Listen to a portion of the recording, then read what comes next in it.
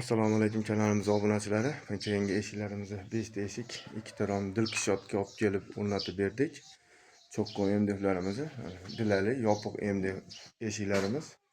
Mana hammasi eshiklarimiz yopiq, tepasida pramog'asida aynaga bor.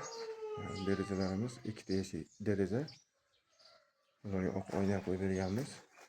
Ko'rib turibsizlar, juda ham chiroyli chiqqan.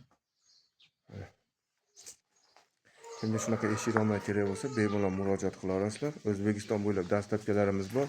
Vodiy bo'ylab olib borib o'rnatish ustunovkasi ichida.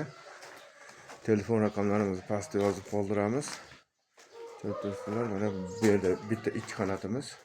Qolgani hammasi 1 qanot ular. Bu reykani pena qisib olmaslik uchun qo'yib qo'yganmiz. Penalab qo'ydik. Buni ertaga olsa bo'laveradi. Eshik pena zazorini o'zini holatida ushlab turadi. Shuning uchun burga qo'yib qo'yganmiz beliga. Juda ham chiroyli chiqdi, zo'r, xudo xolasa. Yaxshi o'rnatib penalab bo'ldik. Hatto kamchiliklar bo'lsa oldindan uzr so'rab qolaman. Yoqqan bo'lsa bitta like, podpiska bosib qo'yasizlar. Kanalimiz keyinroq tarqalishi uchun sizlarga kattakon rahmat. Sog' bo'linglar, salomat bo'linglar.